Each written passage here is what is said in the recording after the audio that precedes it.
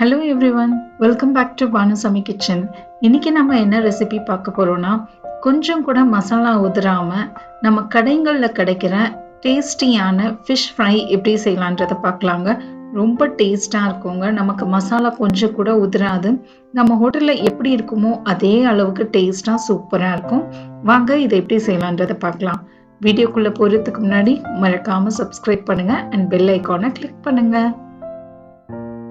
First நம்ம இதுக்கு masala paste ready பண்ணிக்கலாம். அதுக்கு 2 டீஸ்பூன் மிளகாய் தூள் எடுத்துக்கோங்க, 1 டீஸ்பூன் தனியா தூள், இதுல நீங்க குழம்பு மிளகாய் தூள் கூட சேர்க்கலாங்க,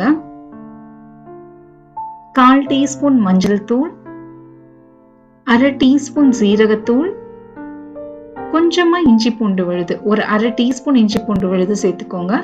இது கூடவே தேவையான அளவுக்கு உப்பு, 1 டேபிள் ஸ்பூன் அரிசி மாவு, கொஞ்சமா ஒரு பாதி லெமனை புழிஞ்சு விட்டுக்கோங்க.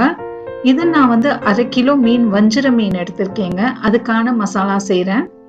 இதுல கொஞ்சமா தண்ணிய ஊத்தி ஒரு பேஸ்ட் மாதிரி ஆக்கிக்கோங்க. ரொம்பவே தண்ணி ஊத்தக்கூடாதுங்க. நான் காட்டுறேன் பாருங்க. இந்த அளவுக்கு நீங்க ஒரு நல்ல திக்கான பேஸ்டா ஆக்கிக்கோங்க. இந்த மசாலா நீங்க எந்த மீன் வச்சு கூட செய்யலாங்க. நான் இங்க வஞ்சிர மீன் எடுத்திருக்கேன்.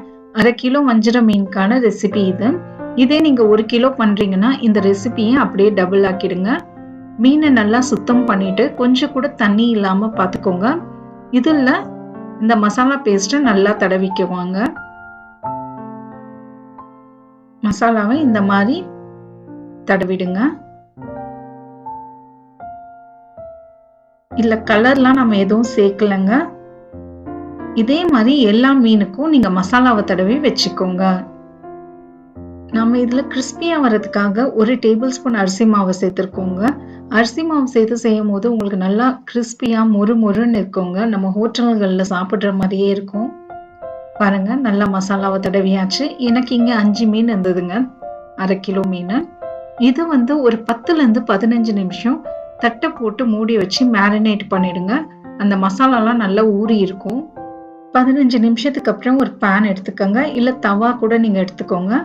இதுல 3ல இருந்து 4 டேபிள் ஸ்பூன் அளவுக்கு எண்ணெய், கருவேப்பிலை, ஒரு கைப்பிடி அளவுக்கு கருவேப்பிலை சேர்த்துக்கோங்க. எவ்வளவு கருவேப்பிலை சேர்க்குறீங்களோ அவ்வளோ டேஸ்டா இருக்கும். இதுல நம்ம இப்போ மீனை சேர்த்துக்கலாம். உங்க பேன் எவ்வளோ கொள்ளுதோ அதுக்கேத்த மீன் சேர்த்துக்கோங்க. நிறைய மீன் சேர்க்காதீங்க, 1 2 போல சேர்த்து வறுத்துக்கோங்க. அடுப்பு தீயை மிதமான சூட்லயே வச்சுக்கோங்க. இந்த சைடு 2 நிமிஷம், திருப்பி போட்டு 2 நிமிஷம்ன்ற மாதிரி வறுத்துக்கோங்க. நீங்க அடுப்பு தீ ஹை ஃப்ளேம்ல வைக்காதீங்க, இல்லைன்னா வெளியில மசாலா மட்டும் கருகும், உள்ள மீன் வேகவே வேகாது. பாருங்க, ஸ்லோவா இந்த மாதிரி திருப்பி போட்டுருங்க. நீங்க இதை எந்த மீன்ல வேணாலும் செய்யலாங்க. நான் இங்க வஞ்சிர மீன்ல செஞ்சிருக்கேன். வஞ்சிர மீன்ல ஃபிஷ் ஃப்ரை எப்பவுமே ரொம்ப டேஸ்டா இருக்கும். மீனை திருப்பி போட்டு 2 நிமிஷம் இதை அப்படியே வேகட்டுங்க. இது 3ல இருந்து 5 நிமிஷத்துக்கு மேல நீங்க மீனை வறுக்காதீங்க. ஒரு 5 நிமிஷம், மேக்சிமம் 5 நிமிஷங்க. அதுக்கு மேல மீனை வறுக்க தேவையில்ல. பாருங்க, சூப்பரான ஃபிஷ் ஃப்ரை கொஞ்சம் கூட மசாலா ஊத்துறாம நமக்கு ரெடி ஆயாச்சு. இது நீங்க வெள்ளை சாதத்துக்கு, இல்ல சாம்பாருக்கு, ரசத்துக்கு வச்சு சாப்பிட்டீங்கன்னா அவ்வளோ அட்டகாசமா இருக்கும்.